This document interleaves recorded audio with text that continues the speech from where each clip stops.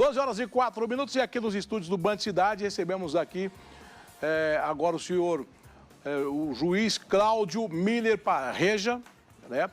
Ele é vice-presidente da AMANSU, isso, da Associação dos Magistrados de Mato Grosso do Sul. Obrigado, Excelência, pela sua presença aqui no Band Cidade, para que nós possamos bater um papo com a nossa população através do nosso programa. Esse momento tão difícil, qual é o trabalho desenvolvido no Judiciário em relação às audiências da pandemia para cá? Acho que muita coisa mudou, não é? Bom dia. Bom dia, Brajinho. Bom dia a todos os telespectadores do programa Band Cidade. É um prazer estar aqui. Bom, todos sabemos, né? Estamos numa pandemia, algo novo para todos, e isso fez com que nós todos tenhamos que criar novas soluções para problemas que nós não conhecíamos. Então, a gente está vendo todo esse fechamento de comércio, ou seja, os comerciantes estão tendo que criar novas soluções, e no Poder Judiciário, obviamente, não foi diferente. Então, já de longa data, o Poder Judiciário ele vinha trazendo novas soluções, por exemplo, com a virtualização dos processos. Então, hoje, em Mato Grosso do Sul, nós temos cerca de 835 mil processos em andamento, ou seja, quase 1 milhão de processos em andamento, sendo que apenas cerca de 1% são processos físicos. Então, aquela imagem que a gente tinha de um juiz atrás daquela pilha de processos, folhando, ela já praticamente não existe mais. Então, temos os juízes trabalhando de qualquer local, né, incluindo nas suas residências, até por conta do volume. Muitas vezes a gente acaba trabalhando à noite, nos finais de semana, e a gente trabalha com processos quase que exclusivamente virtuais, ou seja, são processos que estão na nuvem e a gente tem acesso por meio dos programas. Nós temos também, por conta da pandemia, nós tivemos que alterar também a forma, principalmente da realização das audiências, que foi o tema que me foi aqui perguntado pelo senhor, e isso realmente era um impacto muito grande. Nós tivemos, no início da pandemia, em março do ano passado, um fechamento quase que total do Poder Judiciário no que tange às audiências. Então, não significa que os processos não estavam sendo decididos. Os processos, eles passam por um trâmite muito longo, então o advogado faz o pedido, o juiz faz uma decisão, e o processo vai andando, e em alguns casos as audiências são necessárias. Acontece que para fazer a audiência a gente teria que exigir a presença das partes, dos advogados, do promotor, do defensor. Isso significa que dentro de uma sala de audiência, às vezes menor do que um estúdio como esse, a gente tinha 6, 7, 8, 10 pessoas dentro, coisa que a pandemia nos mostrou ser inviável. Então, qual foi a solução?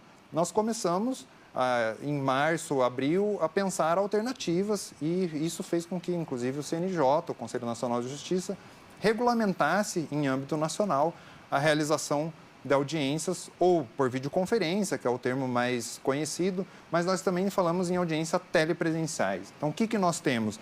Audiência de videoconferência quando a parte vai até o fórum, mas ela está sendo ouvida por um juiz que é de outra cidade. Então, por exemplo, uma testemunha que mora em Ponta Porã e precisa ser ouvida por um juiz de Campo Grande. Então, a testemunha iria até o fórum de Ponta Porã e o juiz de Campo Grande faria a oitiva dela para decidir um processo específico.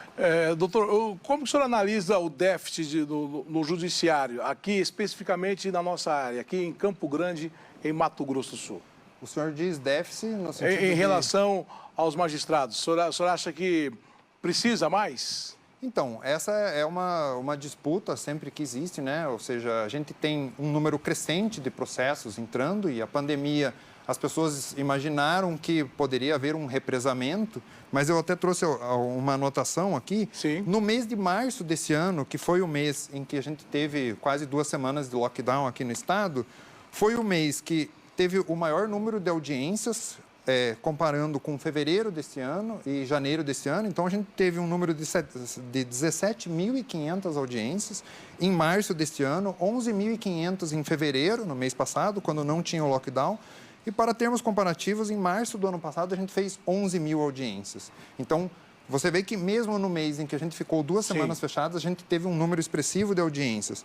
Com relação a casos, a mesma coisa. As pessoas falam, o Poder Judiciário não está trabalhando.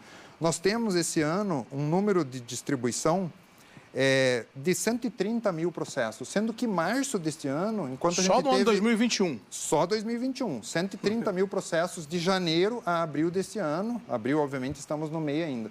Então, tivemos 130 mil, sendo que em março, durante o lockdown, nós tivemos 37 mil processos distribuídos, mais do que fevereiro e mais do que janeiro. Ou seja, o mês recorde, por enquanto, é o mês de março, quando a gente esteve no lockdown. Então, a gente vê um número crescente e um número decrescente de juízes. Nós temos as aposentadorias, infelizmente, um caso ou outro de morte na carreira. De afastamento, né? Afastamentos, temos poucos casos de afastamento aqui no estado, mas isso existe, às vezes por problema de saúde, às vezes por, enfim, problemas funcionais, como também existe.